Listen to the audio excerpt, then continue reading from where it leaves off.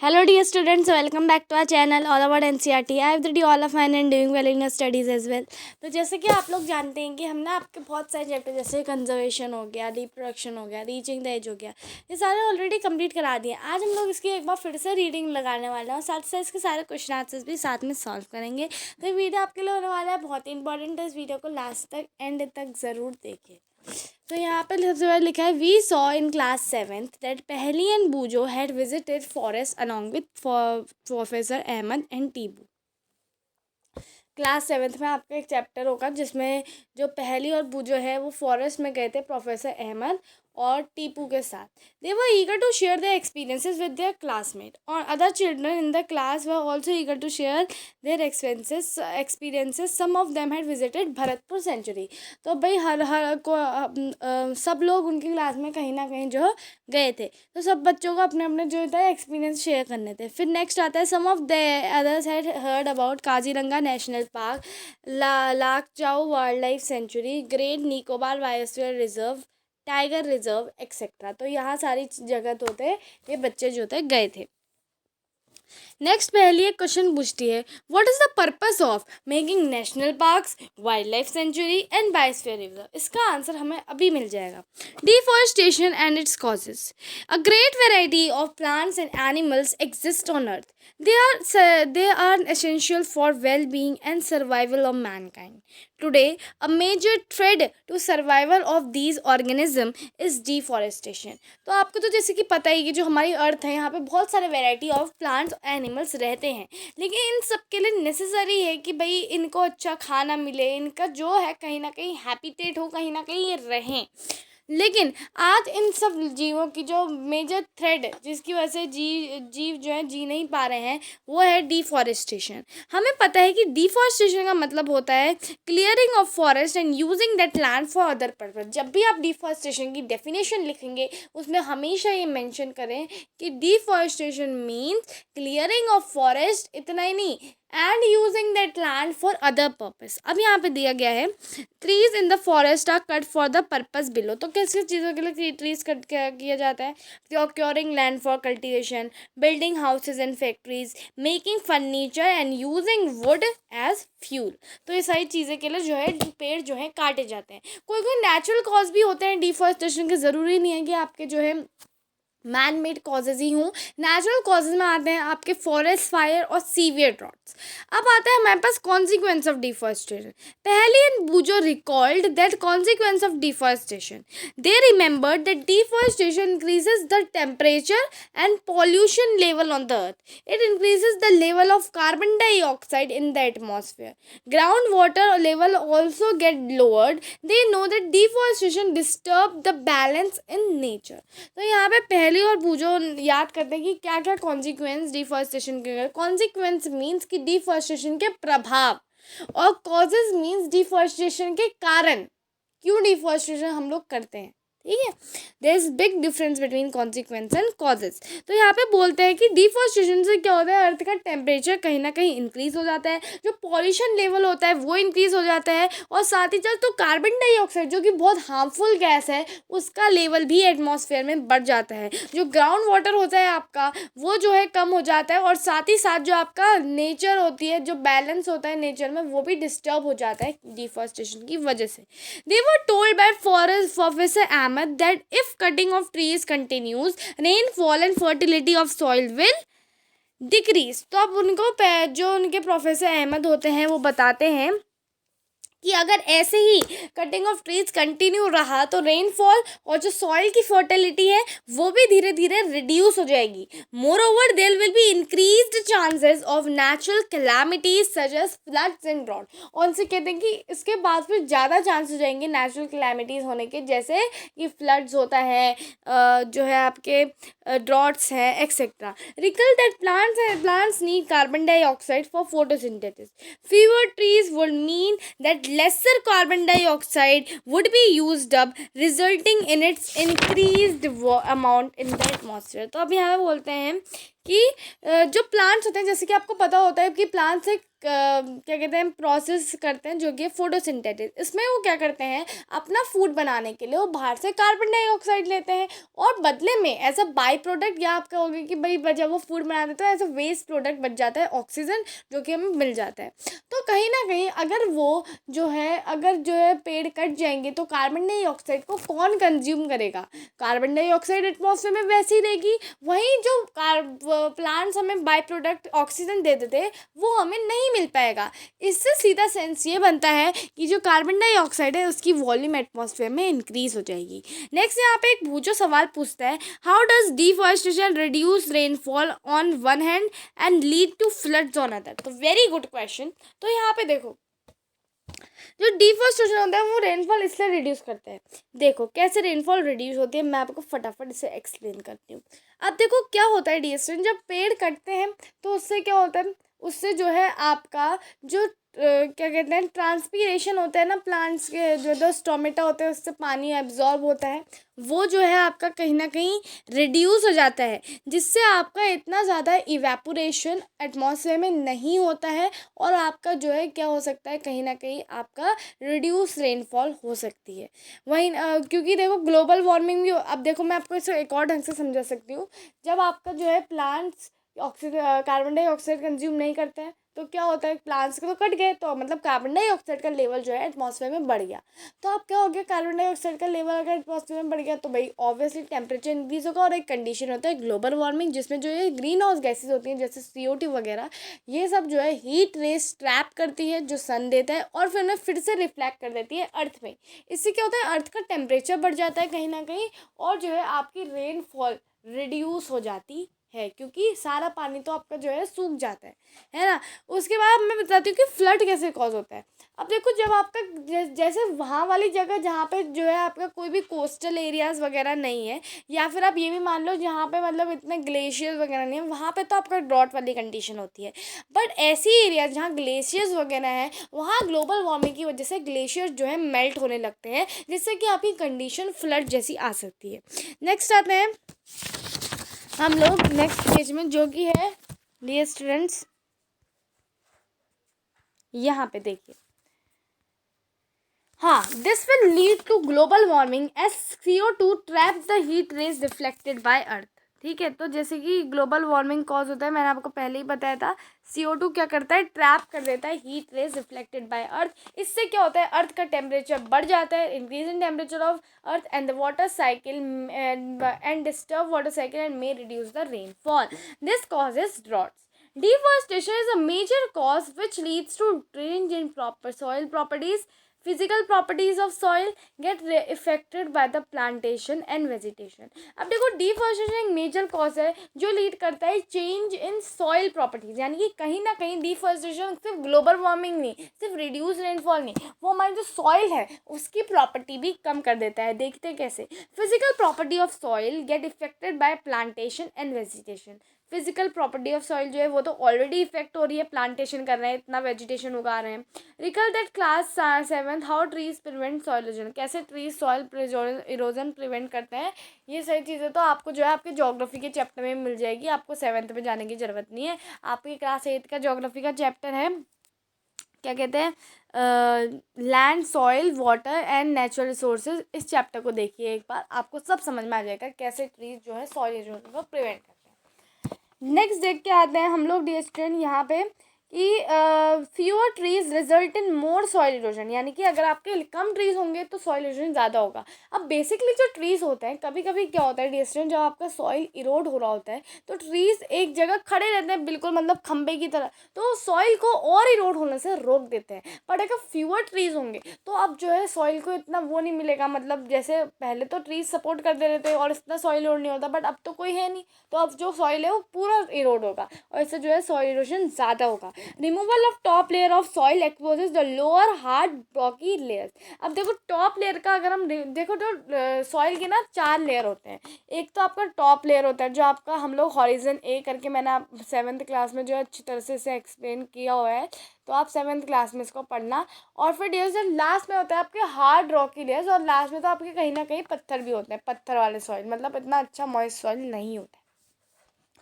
तो अब क्या होता है ना डियर स्टूडेंट, जो आपका सॉइल ऊपर का होता है ना, अगर वो एक बार हट जाए, मतलब सॉइल इरोशन हुआ, top layer of soil remove हुआ, तो अब नीचे बचता है हार्ड रॉकी लेयर, जिसमें जो आपके प्लांट्स होते हैं उन्हें उगाना बहुत मुश्किल होता है, और वहाँ प्लांट्स नहीं उग पाते हैं क्योंकि वहाँ पे लेस ह्यूमस होता है और ये सॉइल लेस फर्टाइल होता है। ठीक है, this soil has less humus and less fertile. Gradually the fertile land get converted into desert, it is called desertification. और धीरे धीरे क्या होता है, जो फर्टाइल लैंड होता है वो किस में कन्वर्ट हो जाता है, डेजर्ट्स में कन्वर्ट होता है। डेजर्ट्स मतलब जहाँ सूखा पड़ जाता है, जहाँ पे पानी नहीं होता है, उसमें कन्वर्ट हो जाता है, क्योंकि यहाँ पे कोई वेजिटेशन तो उग नहीं पा रही है। अब कोई वेजिटेशन नहीं उग पा रही है तो भाई यहाँ पे ऑक्सीजन नहीं होगा, कार्बन डाइऑक्साइड होगा, तो मतलब टेम्परेचर इंक्रीज हो रहा है, और टेम्परेचर इंक्रीज हो रहा है मतलब सॉइल में जो बचा कुचा पानी था वो भी जो है अर्थ ने अब ऊपर को ले लिया है एज इवेपोरेशन के फॉर्म में। तो इसका मतलब कि यहाँ पे तो पूरा सूखा पड़ गया। ठीक है, नेक्स्ट आते हैं हम लोग, और जब ये जो फर्टाइल लैंड होता है वो कन्वर्ट होता है डेजर्ट में, ये प्रोसेस को हम लोग क्या कहते हैं, डेजर्टिफिकेशन कहते हैं। Deforestation also leads to decrease in water holding capacity of soil. अब देखो ऐसा नहीं है कि डिफॉरेस्टेशन सिर्फ सॉइल इरोजन करे, सिर्फ वही करे, डिफॉरेस्टेशन क्या करता है, डिक्रीज करता है water holding capacity of soil. अभी आपने कभी कभी देखा होगा ना, आप अपने प्लांट्स को अगर पानी देते होगे तो पानी थोड़ी देर प्लांट्स के ऊपर जो है रिटेन रहता है, यानी कि सॉइल उसको जो है थोड़ा होल्ड करते रहता है। लेकिन इससे क्या होता है, डिफॉरेस्टेशन से जो सॉइल की होल्डिंग कैपेसिटी होती है वो भी डिक्रीज हो जाती है। तो अब क्या होता है, the movement of water from the soil surface into the ground, जो कि इन्फिल्ट्रेशन रेट होता है, आखिर में ग्राउंड में ही आता है वो वाटर, है ना।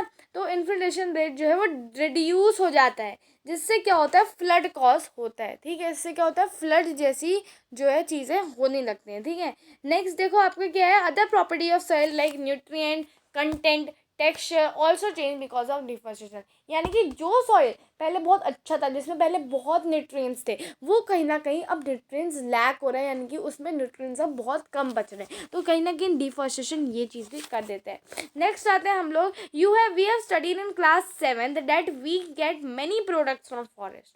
List these products. Will we face shortage of these products if we continue trees? Yes, of course. अगर हम लोग ट्रीज को काटते रहेंगे तो कहीं ना कहीं जितने भी प्रोडक्ट्स हमें फॉरेस्ट से मिलते हैं वो कहीं ना कहीं कम होते जाएंगे। नेक्स्ट आते हैं हम लोग एक्टिविटी 7.2 में, animal life is also affected by deforestation.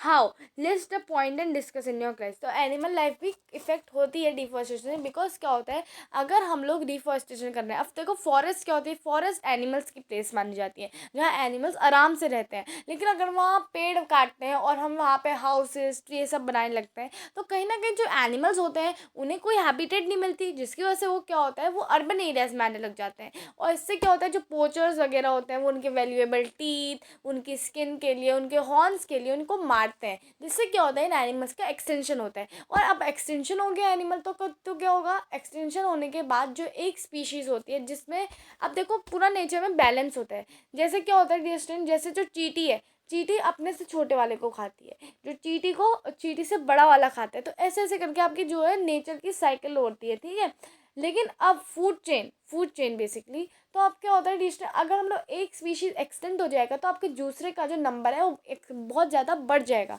तो इससे नेचर की साइकिल जो है डिस्टर्ब होती है। तो ये चीज़ आपकी हो सकती है, तो इसमें डेफिनेटली जो है आपका वो भी इफेक्ट होता है। फिर आता है conservation of forest and wild life. Having being aware of the effect of deforestation, Paheli and Boojho are worried. They go to Professor Ahmed and ask him how forest and wildlife can be saved. तो अब क्या होता है, जैसे कि पहली और बूजो जो है वो अवेयर हो गए कि भाई डिफॉरेस्टेशन इतनी सारी चीज़ें हो सकती हैं, पहली और बूजो बहुत ज़्यादा परेशान हो जाते हैं और वो प्रोफेसर अहमद के पास जाते हैं, कहते हैं कि कैसे हम लोग फॉरेस्ट और वाइल्ड लाइफ को कंजर्व कर सकते हैं। बायोस्फीयर रिजर्व, अब यहाँ पे आपको बहुत इंपॉर्टेंट डेफिनेशन दी है। Biosphere is the part of earth in which all living organism exist और विच सपोर्ट लाइफ। तो बायोस्फीयर एक ऐसा पार्ट होता है अर्थ का जहाँ लिविंग ऑर्गेनिज्म एग्जिस्ट करते हैं या फिर वो लाइफ को जो है सपोर्ट करते हैं। बायोलॉजिकल डाइवर्सिटी और biodiversity refers to the variety of organism existing on earth and their inter relationship and relationship with environment. सबकी रिलेशनशिप होती है एनवायरनमेंट के साथ, जैसे फूड चेन वगैरह। तो ये सारी चीज़ों को हम लोग कहते हैं biodiversity. Professor Ahmed and organizes a visit to Biosphere Reserve for Pehli Bujo and their classmates. So Professor Ahmed एक organize करते हैं visit उनके classmate और पहली बूजो के लिए कहाँ पर Biosphere Reserve में. He select a place named Pachmari Biosphere Reserve. He knows that plants and animals found here are similar to those of upper Himalayan peaks and those belonging to lower Western Ghats. तो यहाँ पे वो बोलते हैं उसने ऐसी Pachmarhi biosphere reserve को select करा. उनको पता है कि यहाँ पे जो एनिमल्स और प्लांट्स फाउंड किए जाते हैं वो एकदम सिमिलर होते हैं जैसे हिमालयन पीक्स के वहाँ पे जो एनिमल्स फाइंड आउट किए जाते हैं और वो जो वेस्टर्न हार्ट्स में फाइंड किए जाते हैं. देन नेक्स्ट है professor Ahmad believes that biodiversity found here is unique. वो बिलीव करते हैं कि यहाँ पे जो बायोडाइवर्सिटी फाउंड की जाती है वो एकदम यूनिक है. उसके बाद ही रिक्वेस्टेड माधव जी कौन है, एक वहाँ पे फॉरेस्ट एम्प्लॉय है जो गाइड करते हैं. बेसिकली हमने गाइडर्स देखे होंगे फॉरेस्ट में, वो है. ठीक है, he is a forest employ to guide children inside the biosphere reserve, ताकि वो चिल्ड्रन को बता सके. और बहुत सारे गाइडर्स होते हैं ना कि वो बताते हैं कि भाई ये एनिमल को ऐसा नहीं करना चाहिए वैसा नहीं करना चाहिए, तो वैसे मतलब गाइडर वगैरह. तो अब देखो क्या है. He explained the preserving areas of such biological importance to make them a part of our national heritage. Madhvaji explained to children that apart from our personal efforts of society, government agencies also take care of forest and animal. तो सिर्फ हम ही नहीं, government agencies और ये सब भी जो है फॉरेस्ट एनिमल की जो है केयर करती है. Then the government lays down rules, methods and policies to protect and conserve them. तो गवर्नमेंट जो है कहीं ना कहीं रूल्स और बहुत सारे ऐसे रेगुलेशन लेट डाउन करती है ताकि वो फॉरेस्ट और कहीं ना कहीं वाइल्ड लाइफ को कंजर्व कर सकते हैं. Wild life sanctuary, national park, biosphere reserve etcetera are protected areas for conservation of plants and animal present in the area. तो अब देखो जो आपके वाइल्ड लाइफ सेंचुरीज होती हैं, नेशनल पार्क होता है, बायोस्फीयर रिजर्व होते हैं, ये सारे होते हैं प्रोटेक्टेड एरिया. किस चीज़ के लिए? Conservation of plants and animal जो इस एरिया में प्रेजेंट होते हैं. अब यहाँ पे आपको कुछ ये ऑरेंज बॉक्स में दिया है, देखते हैं क्या दिया है. तो protect a flora and fauna. अब देखो फ्लोरा हम लोग कहते हैं variety of plants found in a particular area और फौना हम लोग कहते हैं variety of animals found in a particular area. And their habitats protected areas are called wildlife sanctuary, national parks, biosphere reserve have been earmarked. Plantation, cultivation, grazing, felling trees, hunting, poaching are prohibited there. तो ये सारी चीज़ें वहाँ पे prohibit होती हैं. Next आता है वाइल्ड लाइफ सेंचुरी में areas where animals are protected from any disturbance to them and their habitat. तो यहाँ पे उनको डिस्टर्बेंस से प्रोटेक्ट किया जाता है उनकी खुद की जैसी हैबिटेट में. Then national park, the areas reserved for wildlife where they can freely use the habitat and natural resources, जहाँ वो एकदम आराम से घूम सकते हैं और नेचुरल रिसोर्सेज को यूज़ कर सकते हैं. देन बायोस्फीयर रिजर्व में आते हैं. So biosphere reserve is a large area of protected land for conservation of wild life, plant and animal resources and traditional life for tribals living in that area. अब ये होते हैं large protected area जो conserve करते हैं wild life, animals plants, animals की resources और traditional life of tribal जो कि उस एरिया में रहते हैं. ठीक है, तो ये तो हमने पढ़ लिया अभी इतने चीज़ों के बारे में. अब हम आते हैं यहाँ पे जो कि एक्टिविटी आपकी 5.3. Find out the number of national parks, wild life sanctuary, biosphere reserve in your district, state and country. Record in the table and show these areas in the outlining map of state of India. ठीक है, state and India. तो आपको ये सारी activity करनी है तो आपकी टीचर ही आपको कराती कि या फिर आप खुद भी कर सकते. ठीक है, फिर आप नेक्स्ट आ जाओ बायोस्फीयर में. Children along with professor Ahmad and Madhav ji enter the biosphere reserve area. Madhav ji explained that biosphere reserve are the areas meant for conservation of biodiversity. तो अब माधव जी एक्सप्लेन करते हैं कि जो बायोस्फीयर रिजर्व होते हैं वो एरिया होते हैं कंजर्वेशन, किसके कंजर्वेशन के लिए? बायोडाइवर्सिटी कंजर्वेशन के लिए. As you are aware that biodiversity is the variety of plants and animals and microorganisms generally found in an area. The biosphere reserve help to maintain the biodiversity and culture of that area. तो यहाँ पे दो है कि जैसे कि हमें पता है कि बायोडाइवर्सिटी जो है वैरायटी ऑफ प्लांट्स, एनिमल्स और माइक्रो ऑर्गेनिज्म जो एक एरिया में फाउंड रहते हैं उनके बारे में हमें बताती है। तो बायोस्फीयर रिजर्व जो है कहीं ना कहीं हेल्प करता है ताकि वो बायोडाइवर्सिटी और जो कल्चर और उस एरिया का है उसको प्रिजर्व करने के लिए। अब बायोस्फीयर रिजर्व में also contain other protected areas in it. तो बायोस्फीयर रिजर्व अपने ही अंदर और भी प्रोटेक्टेड एरियाज लेता है, जैसे Pachmarhi biosphere reserve consist of 1 national park name Satpura national park, 2 wild life sanctuary name Bori and Pachmarhi. तो ये मैंने आपको बता दिया, ठीक है।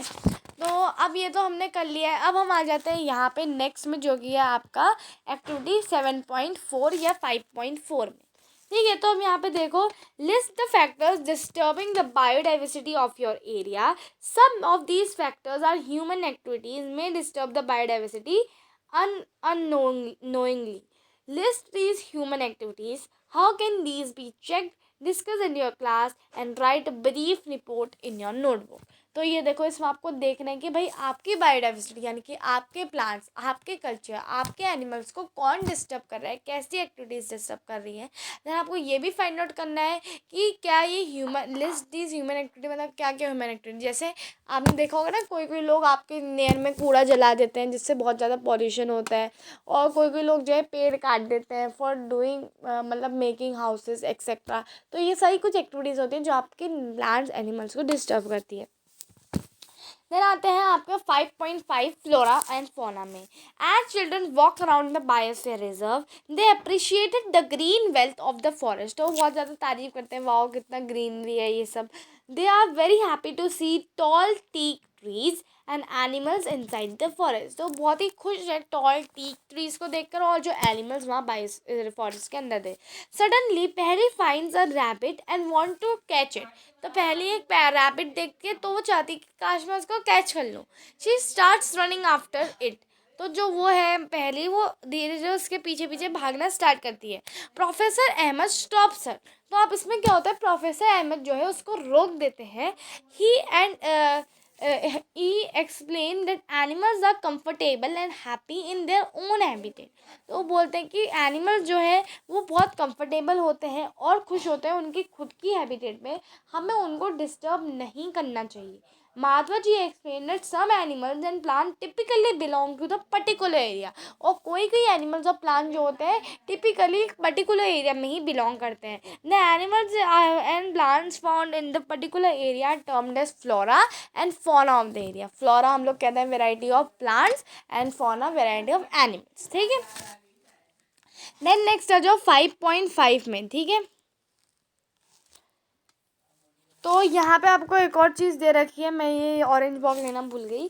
साल, teak, mango, jamun, silver ferns, arjun etcetera are flora and chinkara, blue bull, barking deer, chital, leopard, wild dog, wolf are the example of fauna. तो यहाँ पे आपको ये सारी चीज़ें बता दी हैं।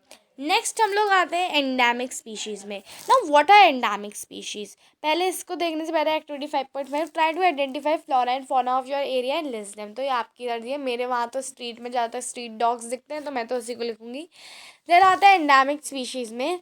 Soon the group quietly enters the deep forest. Children are surprised to see a very big squirrel. This squirrel has a big fluffy tail. तो अब squirrel के आपने ज़्यादातर टेल्स देखी होगी, बहुत ज़्यादा हेयर्स होते हैं और बहुत फ्लफ़ी सी होती है, तो वही टेल उन्होंने देखी थी। They are very curious to know about it. Madhvaji tells them that this is known as giant squirrel and is endemic to this area. तो अब वो कहते हैं ये giant squirrel है और ये इस एरिया को endemic है। Now endemic species are those species of plants and animals which are found exclusively in a particular area. Endemic species वो species होते हैं plants और animals के जो एक particular area में ही पाए जाते हैं। They are not naturally found anywhere else. वो कहीं भी और फाउंड नहीं किए जाते हैं। A particular type of animal or plant may be endemic to the zone, a state और अ कंट्री। तो वो क्या होता है डियर स्टूडेंट, वो पर्टिकुलर कोई भी एनिमल हो पर्टिकुलर हो सकता है एक स्टेट में ही, एक कंट्री में ही, या फिर एक क्या कहते हैं एक जोन, एक पर्टिकुलर जोन में, ठीक है। नाउ सी नेक्स्ट हमें यहाँ पे दिया है कि Madhavaji shows sal and wild mango, two example of endemic fauna, जो कि उसी एरिया में पाए जाते हैं of Pachmarhi biosphere reserve. Bison, Indian giant squirrel and flying squirrel are endemic to this area, और वो इस एरिया में जो है एंडेमिक है, यानी कि ये आपको एनिमल दिखा है। फिर आते हैं professor Ahmad explain that destruction of their habitat, increasingly population, disturbance of their habitat, increasing in population and introduction of new species may affect the natural habitat of endemic species and endanger their extinction। तो अब यहाँ पे बोलते हैं कि भाई जो आपको ऑफिसर एमएल एक्सप्लेन करते हैं कि जो हम लोग इनका हैबिटेट डिस्ट्रक्ट करते हैं, यानी कि जब हम लोग प्लांट्स और ये सारी चीज़ें काटते हैं। फिर ये एक और चीज़ बताते हैं कि जब हम लोग ये जो इंक्रीजिंग पॉपुलेशन है, माता जी एक्सप्लेन दैट डिस्ट्रक्शन और इंक्रीजिंग पॉपुलेशन यानी कि बढ़ती हुई पॉपुलेशन, यानी कि जनसंख्या जैसे जैसे बढ़ी है तो क्या हो रहा है, लोगों को रहने के लिए घर चाहिए, और घर जाने के लिए वो क्या कर रहे हैं, ट्रीज़ को लगातार काट रहे हैं। देन यहाँ पे बता रखा है इंट्रोडक्शन ऑफ न्यू स्पीशीज, यानी कि नई स्पीशीज़ का इंट्रोडक्शन भी जो है इनकी हैबिटेट जो है इफ़ेक्ट कर सकते हैं, क्योंकि क्या पता वो स्पीशीज में अटैक करे या कुछ करे, तो इसलिए इनको जो है डर होता है। देन यहाँ पे आपको जायंट स्क्वीरल की जो है फोटो दे रखी है। नेक्स्ट आपको दे रखा है स्पीशीज के बारे में। So species is a group of population which are capable of interbreeding. याद रखो कि ये सारी चीज़ें जो बोर्ड में हाईलाइटेड हैं ये आपके एग्जाम में एज अ कीवर्ड आ सकती हैं, तो इनको जो है अच्छी तरह पढ़ाओ, ठीक है। Species is a group of population which are capable of interbreeding. This means that the member of species can reproduce fertile offsprings only with the member of their species and not with the member of other species. Member of species may have common characteristics. तो यहाँ पे आपको species के बारे में पता चल गया। अब आते हैं हम लोग activity 5.6 which is find out the endemic plants and animals in the region where you live। तो ये आपकी वो है एक्टिविटी, तो आपको करनी है, ठीक है। देन आते हैं हम लोग wild life sanctuary. Soon Paheli see a board with Pachmarhi wild life sanctuary written on it. अब देखो थोड़ा चलते चलते जो है पहली एक बोर्ड देखती है जहाँ पे लिखा होता है Pachmarhi wild life sanctuary. Professor Ahmad explain that killing, poaching or capturing animal is generally strictly prohibited and punishable by law in such places। कहाँ, वाइल्ड लाइफ सेंचुरीज में, ठीक है। क्या करना, पोचिंग करना, कैप्चरिंग करना है एनिमल्स की, ये यहाँ पे बिल्कुल पनिशेबल और प्रोहिबिटेड है। Wildlife sanctuaries like reserve forest provide protection and suitable living condition to wild animal. जो वाइल्ड लाइफ सेंचुरी होती है वो रिजर्व करती है फॉरेस्ट को, उनको प्रोटेक्शन प्रोवाइड करती हैं और suitable living condition for wild animal. He also tells them that people living in wild life sanctuary are allowed to do certain activities such as grazing by their livestock, collecting medicinal plant, firewood etcetera. अब वो ये भी बता दें कि जो उस area में लोग रहते हैं वो जो है उनको अलाउ की जाती है कोई भी एक्टिविटी करना, जैसे वो कर सकते हैं collecting of medicinal plants, firewood कर सकते हैं, और साथ ही साथ यानी कि ग्रेजिंग भी कर सकते हैं देयर लाइफ स्टॉक की, ठीक है। मतलब उनके जो मतलब एनिमल्स हैं उनको खाना वाना खिला भी सकते हैं वो।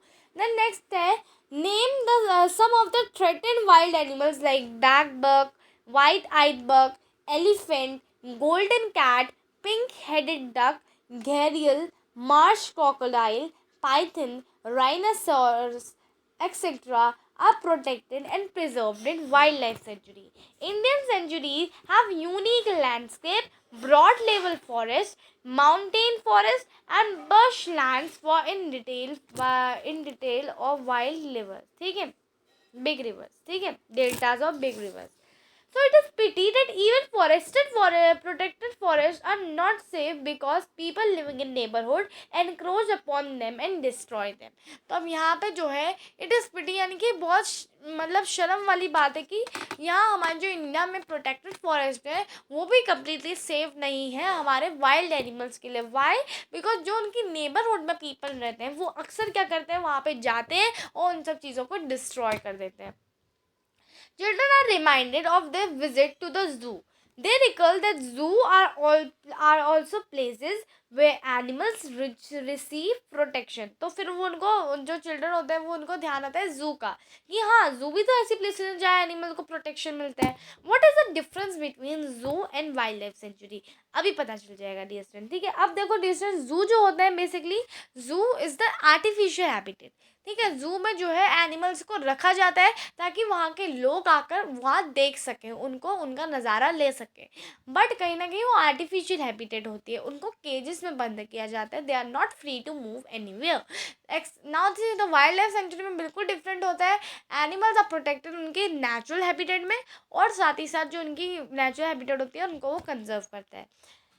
Now see activity 7.7 says visit a nearby zoo, observe the condition provided to the animals, were they suitable for animals? Can animals live in the artificial setting instead of their natural habitat? In your opinion, will these animals be comfortable in zoo or in their natural habitat? Obviously बात है, हर किसी को अपनी natural habitat ही protect ज़्यादा अच्छी लगती है. जैसे आप लोग कहीं भी जाओ, है ना, लेकिन आपको मज़ा कब आएगा, जब आप अपने घर में रहोगे, है ना. तो वैसे ही जो एनिमल्स होते हैं उनको अपनी नेचुरल हैबिटेट ज़्यादा अच्छी लगती है बाहर का जू और आर्टिफिशियल चीज़ों पे रहने से अच्छा. तो अब देखते हम लोग करते हैं नेशनल पार्क्स.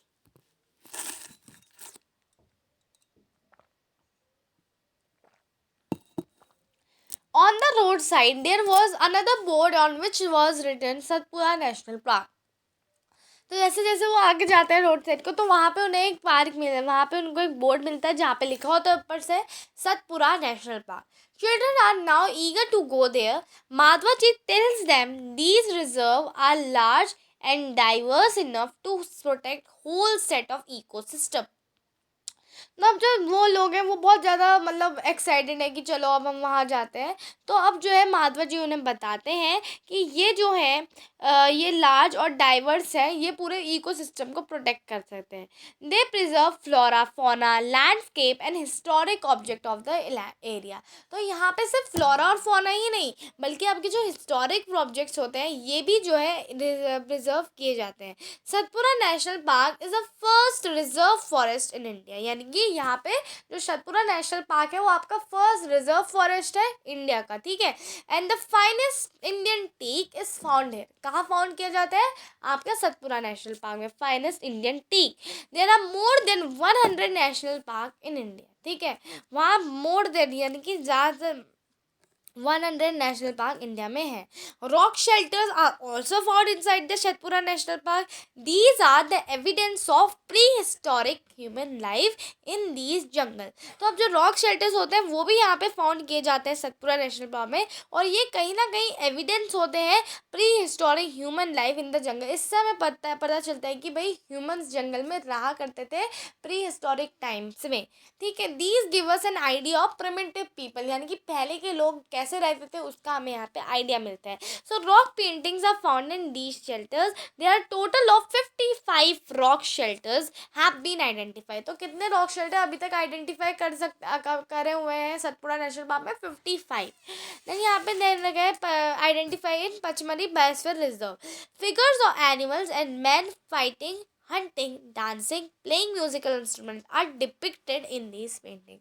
तो यहाँ पे कहीं ना कहीं दिखाया गया है कि भाई जो पेंटिंग्स है उसमें दिखाया गया है जो मैन फाइटिंग करते हुए, हंटिंग करते हुए और डांस करते हुए और म्यूजिकल इंस्ट्रूमेंट को चलाते हुए. तो अब यहाँ पे many tribal still live in this area, और बहुत सारे ट्राइबल पीपल जो अपने सारे रिसोर्सेज यहीं से लेते हैं, यानी ये फॉरेस्ट है, वो लोग अभी भी यहाँ पे जो है रहते हैं. नेक्स्ट हम आते हैं, as children move ahead they see a board written Satpura tiger reserve written on it. तो फिर वो थोड़ा आगे और बढ़ते हैं और फिर उन्हें एक बोर्ड मिलता है जहाँ पे लिखा होता है Satpura tiger reserve. Madhava ji explained that Project Tiger was launched by government to protect tigers in the country. तो माधवा जी उन्हें बताते हैं कि प्रोजेक्ट टाइगर जो था लॉन्च किया गया था गवर्नमेंट के द्वारा टू प्रोटेक्ट टाइगर्स, यानी कि टाइगर्स को प्रोटेक्ट करने के लिए इन द कंट्री, यानी कि कंट्री में टाइगर्स को प्रोटेक्ट करने के लिए प्रोजेक्ट टाइगर लॉन्च किया गया था. Now, the objective of this project was to ensure the survival and maintenance of tiger population in the country. तो कहीं ना कहीं इसका जो था ऑब्जेक्टिव था मेन यही था कि भाई टाइगर पॉपुलेशन धीरे धीरे गिर रही है तो हमें उसे कंजर्व करना पड़ेगा, यानी कि टाइगर पॉपुलेशन को एक मेंटेनेंस यानी कि उसको एक मेंटेन करने के लिए ये प्रोजेक्ट कहीं ना कहीं लॉन्च किया गया था। अब एक क्वेश्चन आता है, are tiger still found in this forest? I hope I can see a tiger. तो अब यहाँ पे भूजो कहते हैं कि क्या टाइगर अभी भी इन फॉरेस्ट में पाए जाते हैं? काश मैं एक टाइगर देख पाता। Now see tiger is one of the many species which are slowly disappearing from our forest. तो अब वो जो माधवा जी होते हैं उन्हें बताते हैं कि टाइगर जो है एक वो स्पीशीज है वो धीरे धीरे हमारे फॉरेस्ट से जा रही है। But the Satpura tiger reserve is a unique instance that a significant increase in the population of tiger has been seen here। तो वो कहते हैं कि कहीं ना कहीं लेकिन सतपुरा टाइगर रिजर्व जो है वो एक बहुत ही यूनिक है, क्योंकि यहाँ पे एकदम सिग्निफिकेंट यानी कि अचानक से टाइगर की बहुत बड़ी ग्रोथ जो है यहाँ पाई गई है।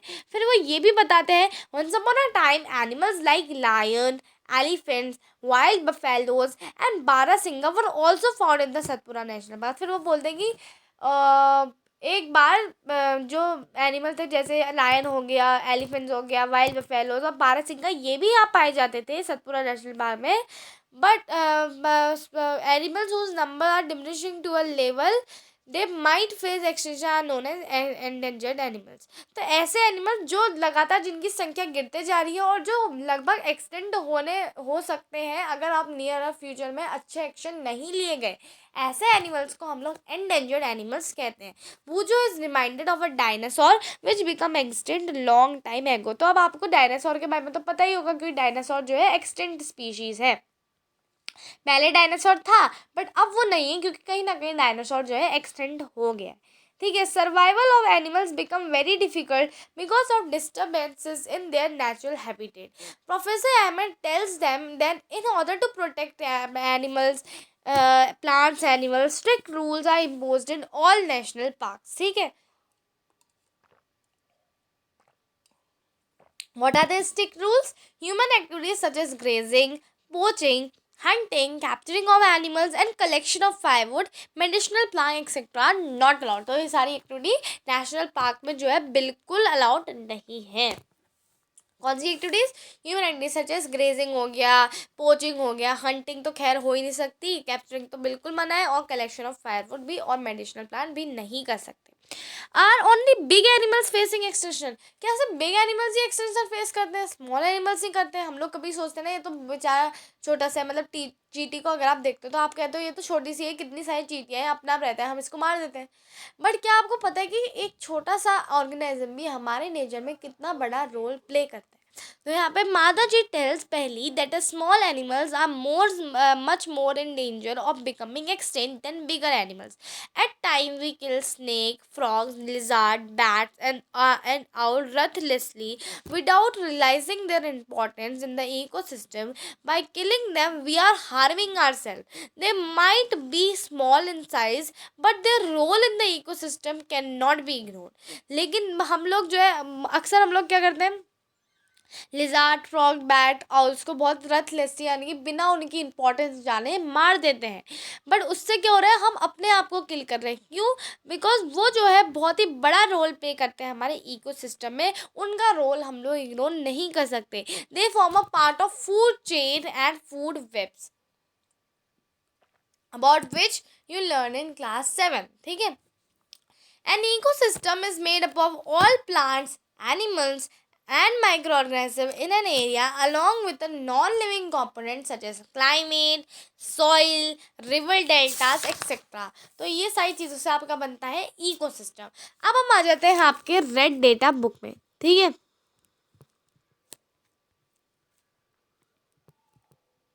इससे पहले भूजो जो है एक चीज़ कह रहा है, I wonder if there is any record of all endangered species मैं ये सोच रहा हूँ कि क्या जो ऑल एंडेंजर्ड यानी कि सारे जो जो मतलब एक्सटिंक्ट होने ही वाले हैं, क्या इनका कहीं रिकॉर्ड भी है? तो अब रेड डेटा बुक आती है. Professor Ahmad explain about red data book to the children. He tells them that red data book is a source book which keeps a record of all endangered animals and plants. तो उसके बाद professor Ahmad उन्हें explain करते हैं कि red data book के बारे में. वो उनको बताते हैं कि एक रेड डेटा बुक होती है जो एक सोर्स बुक होती है, जो करती है, जो एक रिकॉर्ड कीप करती है सारे ही एंडेंजर्ड एनिमल्स और प्लांट्स का. तो red data book is maintain internationally by organizer organization. India also maintain red data book for plants and animals found in India. तो इंडिया भी एक रेड डेटा बुक जो है कीप करती है प्लांट्स और एनिमल जो इंडिया में फाउंड होते हैं. तो red data book is a source book जो कि किसका रिकॉर्ड कीप करती है? All endangered animals and plant. ठीक है. नेक्स्ट हम लोग आते हैं माइग्रेशन में. Now the exclusion party then enters a deeper into the forest under the guidance of Mahatma ji. तो वो और डीप फॉरेस्ट में जाते हैं. They sit near Tawa reservoir to relax for some time. फिर वो तवा रिजर्व में थोड़ी देर बैठते हैं ताकि वो थोड़ा रिलैक्स हो जाए. Paheli observe some of the birds near the river. फिर पहले कोई बर्ड्स देखती है रिवर के किनारे. Mahatma ji tells children that these are migratory birds. These birds have flown here from other parts of the world. Migratory birds fly to far away areas every year during a particular time because of climatic changes. तो जो migratory birds होते हैं कहीं ना कहीं far away places में जो है हर साल एक समय में आती है क्लाइमेटिक चेंजेस की वजह से. They fly for laying eggs as weather in their natural habitat become very cold and inhospitable. क्योंकि उनकी एरिया में जो वेदर है बहुत ही कोल्ड हो जाता है जिसको वो सहन नहीं कर सकते. ऑब्वियसली अगर वो वहाँ ले करेंगे एग्स तो उसमें क्या होगा, उनके एग्स जो है कहीं ना कहीं अपने आप जो है ख़राब हो गए, टूट भी सकते हैं. बिकॉज वहाँ पे जो क्लाइमेट है बहुत ज़्यादा ठंड है और उनको अगर अपने जो एग्स को नरिशमेंट या वार्म देनी होती है तो वो वहाँ वो नहीं दे पाते हैं. तो इसलिए वो यहाँ आ जाते हैं. Birds who cover long distance to reach another land are known as migratory birds. तो ऐसी birds जो long distance यानी कि बहुत लंबी डिस्टेंस कवर करती है क्लाइमेटिक चेंजेस की वजह से दूसरे लैंड में, इनको हम माइग्रेटरी बर्ड्स कहते हैं. एज पहली लर्न इन क्लास 7. तो पहले ने ये क्लास 7 में जो है लर्न करा था. Recycling of paper. अब हमारा नेक्स्ट आता है recycling of paper. Professor Ahmed draft attention of children to another cause of deforestation. यानी कि कॉज यानी कि डिफॉरेस्टेशन का कारण. Again I am telling you there is a big difference between consequence and deforestation causes. ठीक है. ही टेल्स that it takes for 17 full grown trees to make 1 ton of paper. 1 ton of paper बनाने के लिए 17 पूरे ग्रोन ट्रीज लगते हैं. Therefore, we should save paper. Professor Ahmed also tell that paper can be recycled 5 to 7 times for use. तो 5 to 7 time जब हम paper को रिसाइकिल कर ही सकते हैं तो why to use new paper? We can use recycled paper also, right? Then next यहाँ पे दिया गया है, if each student saves at least 1 sheet of paper in a day, we can save many trees in an year. अगर हर student एक दिन में एक शीट ऑफ पेपर जो है सेव करता है तो हम लोग कितने सारे ट्रीज जो है ईयर में सेव कर सकते हैं. वी शुड सेव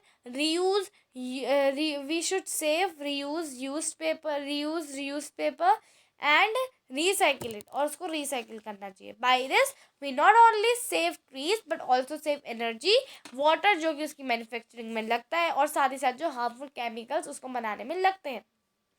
नेक्स्ट यहाँ पे एक क्वेश्चन आता है, what will happen if there had no wood? What will happen if we had no wood? Is there any alternative available to wood? I know that paper is one of the important products we get from the forest. I wonder whether there are any alternatives for paper. तो would के लिए क्या alternative हो सकता है distance? मतलब would को काटने के लिए जो है ऑब्वियसली ट्रीज लगता है.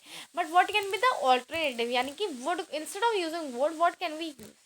सी इंस्टेड ऑफ यूजिंग वुड आजकल जो है डिस्टेंस जो हम लोग हैं कहीं ना कहीं जो है वुड को खाने के लिए पका रहे हैं. And would is not good for cooking food also because उससे बहुत कार्बन डाइऑक्साइड निकलती है. So instead of using food आजकल हमारे पास LPG है जो बहुत ही कम पॉल्यूशन सिक्रेट करते हैं और कहीं ना कहीं विदाउट जो हमारे ट्रीज़ हैं उनको हार्म किए हमें मिलती है. सेकेंडली आजकल जो है हमारी टेक्नोलॉजी बहुत डेवलप करती है. सो इंस्टेड ऑफ क्या कहते हैं, burning wood, we can use heaters और वार्मर्स। अगर हमारे पास वो भी अवेलेबल नहीं है, then we have the alternate option, जो कि हमारे पास क्या हो सकता है, मतलब अगर वो चीज़ें भी नहीं होती तो हम लोग क्या कर सकते हैं, अपने आप को गर्म करने के लिए we can wear socks, obviously warm clothes we can wear, but without harming the nature's products, right. फिर पेपर के लिए क्या ऑल्टरनेटिव्स आ सकते हैं, मतलब पेपर पहले से अगर आपको पता होगा ना, तो लीव्स में यानी कि मैन्युस्क्रिप्ट्स में लोग जो है लिखते थे, मैन्युस्क्रिप्ट्स में आपने हिस्ट्री में पढ़ा होगा काफ़ी ये शब्द, उसमें लोग लिखते थे। बट आजकल जो है कहीं ना कहीं पेपर बहुत वेस्ट हो जा रहा है, इसलिए हम लोग पेपर की अवेयरनेस के लिए सब लोग ये बोलते हैं कि भाई पेपर को सेव करना है, तो इसलिए हमें जो कहीं ना कहीं क्या करना पड़ेगा, हमें जो है ऑल्टरनेट ढूंढना पड़ेगा, जो कि हम पत्तों में भी जो है लिख सकते हैं, बट पत्तों में भी पेन मैन्युस्क्रिप्ट में हम नहीं लिख सकते, बिकॉज वो तो पत्ता लग रही पूरा, ठीक है डियर स्टूडेंट। तो पेपर के लिए क्या ऑल्टरनेटिव आप लोग कर सकते हो, ये आप लोग ज़रूर सोचिएगा, बिकॉज ये बहुत ही इंटरेस्टिंग क्वेश्चन है और इसका आंसर करने में भी आपको बहुत मज़ा आएगा। ऑब्वियसली डियर स्टूडेंट, मेरे को एक चीज़ याद आती है कि जो स्टोन्स में भी लिखते थे बहुत सारे लोग, इंस्क्रिप्शंस ऐसी टेक्स्ट होती हैं जो हम स्टोन में काव करके लिखते थे, बट काव करके भी आप लोग कितना लिखोगे। तो ऑल्टरनेटिव फॉर पेपर आप लोगों को ढूंढने का काम मैं दे रही हूँ, जो सबसे अच्छा ऑल्टरनेटिव देगा वो मेरे को कमेंट बॉक्स में बता देगा।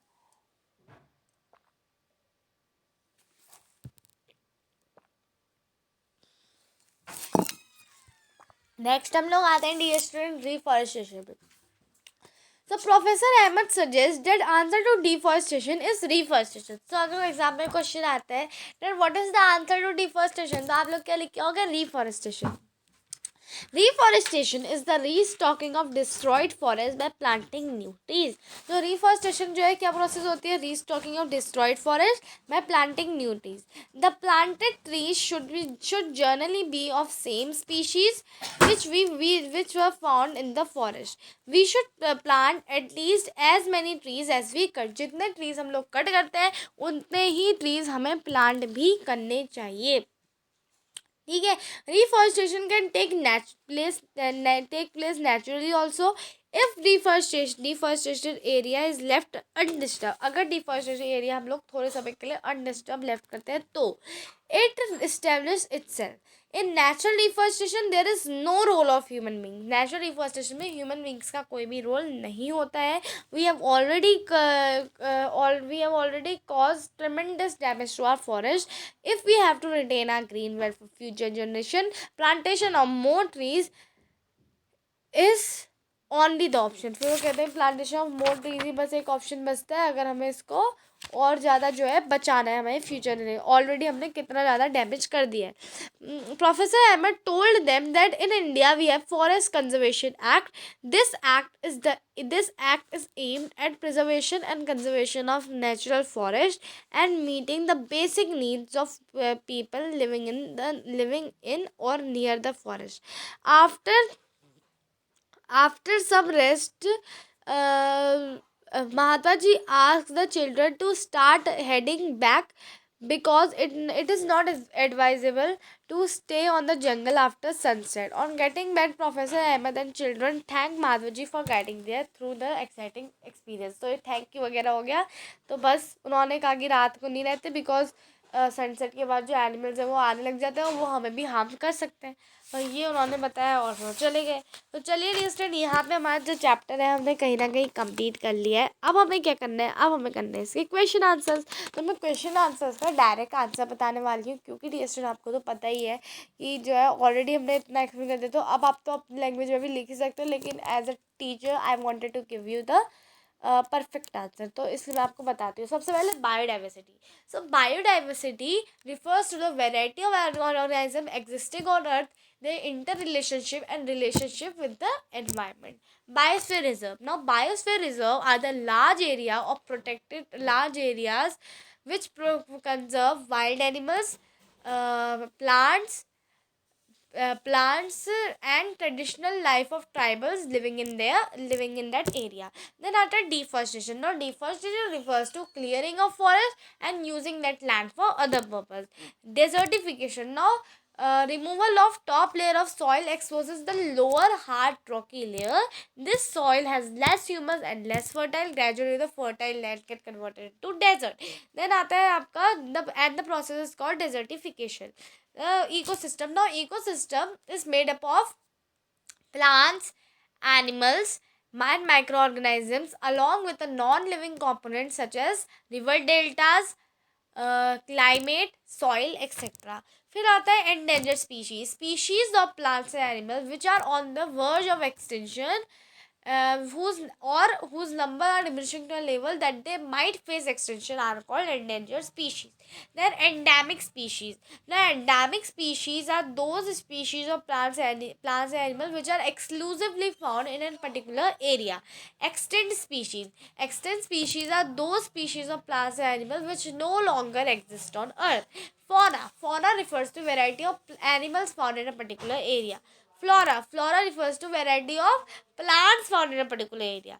Migratory birds. Migratory birds. So migratory birds सबसे पहले कहूँगी migration is the phenomena of movement from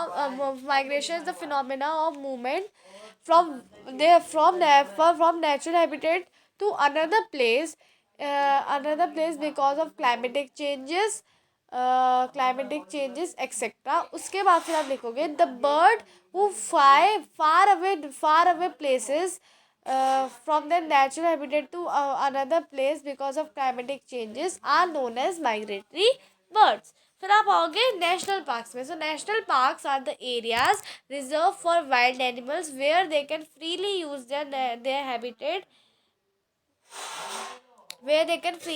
their habitat and natural resources. फिर आता है आपका red data book. So red data book is a source book which keeps record of all endangered plants and animals. Then आता है आपका national reforestation. So reforestation is the restocking of destroyed forest by planting new trees. Then आता है wild life sanctuary. So wild life sanctuary is the place which conserve wild animals in their natural habitat like forest. उसके बाद फिर मैं आपको एक और देती हूँ afforestation. So afforestation is the process of planting trees in an area which is never been forested. There is vast difference between reforestation and afforestation. अब आ जाते हैं नेक्स्ट हम लोग क्वेश्चन आंसर्स में. A place where animals are protected in their natural habitat is called wildlife sanctuary. Species found only in a particular area is known as endemic species. Migratory birds fly far away places because of climatic changes. Now differentiate between the following. What is given? Wildlife sanctuary and biosphere reserve. So see, you will make two columns. अब सबसे पहले wildlife sanctuary में क्या लिखोगे? Wildlife sanctuary is the protected area that conserve wildlife sanctuary is the protected area which conserve wildlife in their wild animals in their natural habitat like forest. ठीक है. उसके बाद आता है हमारा next that example is equal to क्या लिखोगे? तो एग्जाम्पल लिख दोगे. जैसे आपने लिख दिया बौरी वाइल्ड लाइफ सेंचुरी. उसके बाद फिर आएगा आपका बायोस्फीयर रिजर्व. उसमें क्या लिखोगे? Biosphere reserves are the protected are the large area where wild animals, plants and traditional life of tribals is conserved. उसके बाद फिर नेक्स्ट लिख दोगे एग्जाम्पल पचमनी बायोस्फीयर रिजर्व. फिर आता है zoo and wild life sanctuary. So now zoo is the area where animals are kept for public views. It is an artificial habitat. उसका example लिख दोगे दिल्ली जूलॉजिकल पार्क. उसके बाद फिर लिखोगे आप लोग किसके बारे में? वाइल्ड लाइफ सेंचुरी के बारे में. तो वाइल्ड लाइफ सेंचुरी के बारे में क्या लिखोगे? वाइल्ड लाइफ सेंचुरी के बारे में लिखोगे wild life sanctuary is the place which conserve wild life in their natural habitat. It conserve the natural habitat of animals. Example क्या लिख दोगे? बौरी वाइल्ड लाइफ सेंचुरी. फिर आता है एंडेंजर्ड एक्सटेंट स्पीशीज. दो कॉलम बनाओगे. अगेन एंडेंजर्ड स्पीशीज में लिखोगे species whose number is diminishing to a level that they might face extinction are known as endangered species. उसके बाद फिर एग्जाम्पल लिख दोगे. कैसे एग्जाम्पल? जो एंडेंजर्ड हुई नहीं है लेकिन अभी कगार में है. तो आप लोग एग्जाम्पल लिख दोगे. जैसे ब्लू व्हेल हो गई, ब्लू व्हेल टाइगर्स. उसके extent species those species of plants and animals which no longer exist on the earth are called extinct species. उसके बाद एग्जाम्पल डायनासोर्स, डोडो, बर्ड.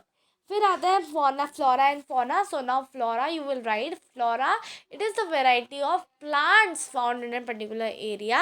फिर देख दोगे example is equal to sal, teak, wild mango, etc. Then fauna, it is a variety of animals found in a particular area. Again you will write example leopard, cheetal, etc. Next आता है discuss the effect of deforestation in the following. Effect means deforestation के प्रभाव. Again consequences of deforestation, तो मतलब ये सारी चीज़ें हमें बतानी है. Wild animals.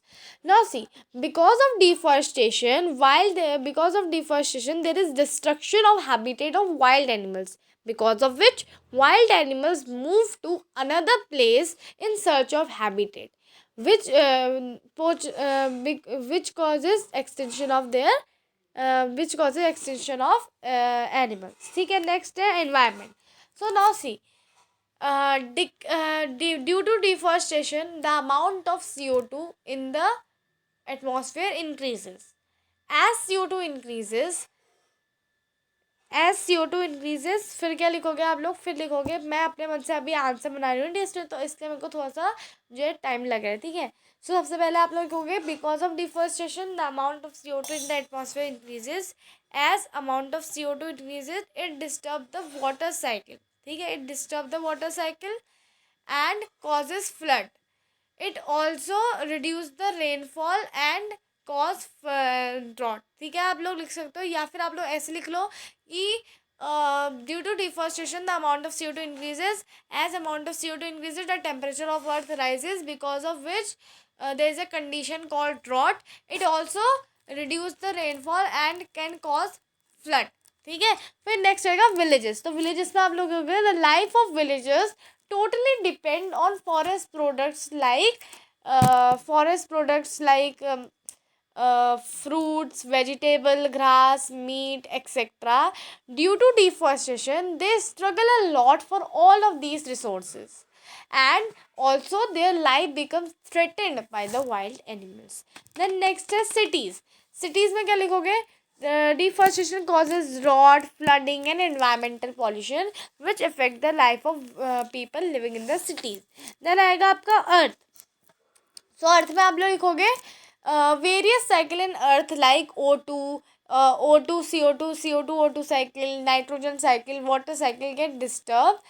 ठीक है. और तो get disturbed, and also the fertile soil in the earth become desert due to deforestation. ठीक है. फिर आपका आएगा in next generation. The major effect of deforestation on next generation is the limitation of natural resources like oxygen, paper, fruits, vegetables, etcetera. ठीक है. Next आता है what will happen if we go on cutting trees. So इसमें आप लोग लिखोगे if we go on cutting trees, फिर पॉलन लगाओगे. फिर क्या लिखोगे? First the habitat of animal will disturb. Then next आता है आपका नेक्स्ट की आप लोग लिखोगे that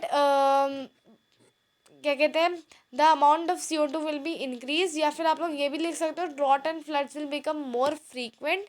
देन आप लोग नेक्स्ट क्या लिखोगे? नेक्स्ट आप लोग लिखोगे it if we go on cutting trees, it will the amount of CO2 in the atmosphere increases which cause global warming. then आप फोर्थ पॉइंट लिख सकते हो removal of top layer of soil which causes which cause desertification of soil, which is making the soil desert.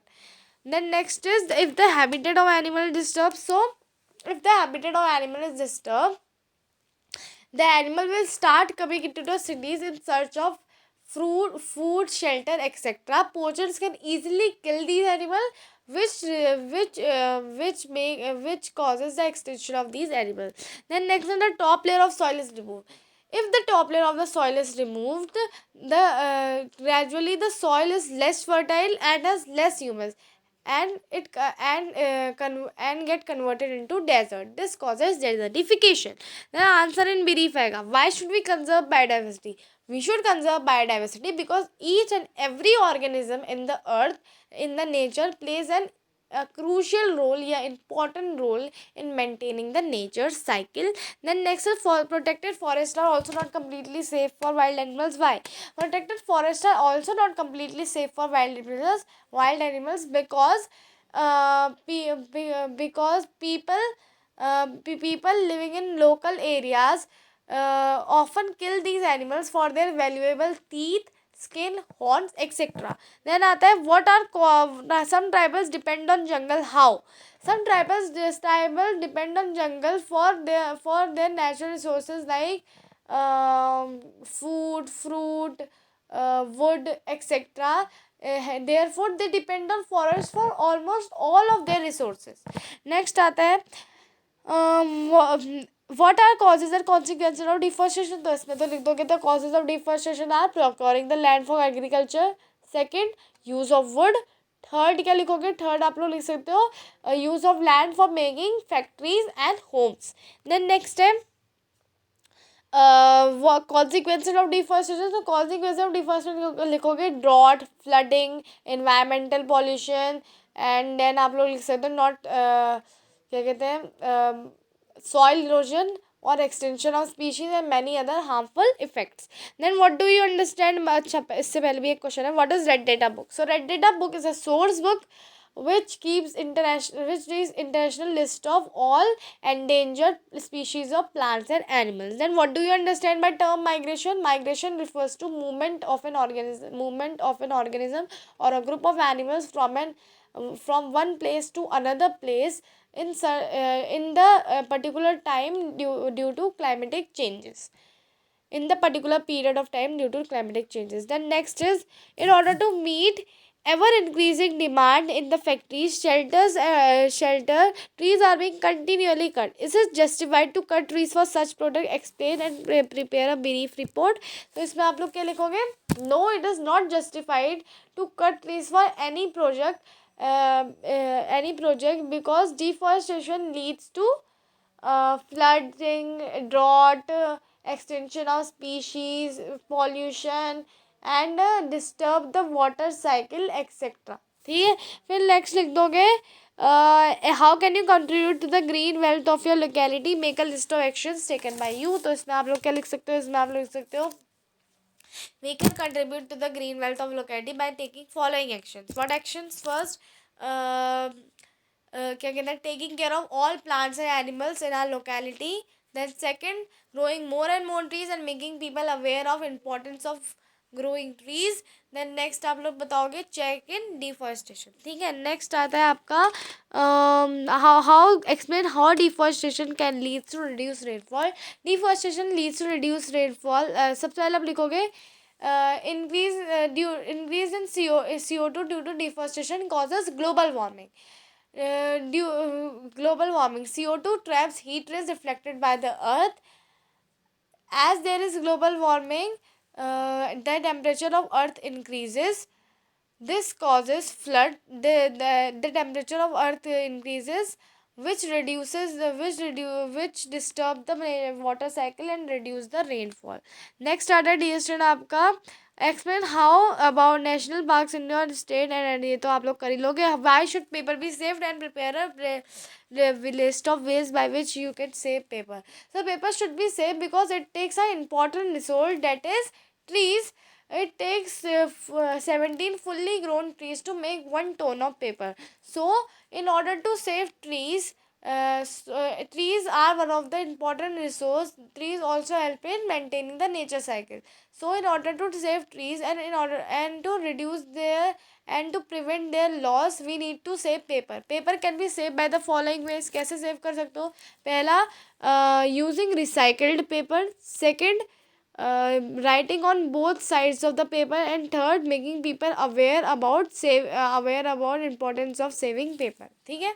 तो इतना आप लोग कर लोगे तो पेपर सेव हो जाएगा. तो thank you so much dear student for watching the video. I hope that you like and enjoy it. Thank you so much for watching.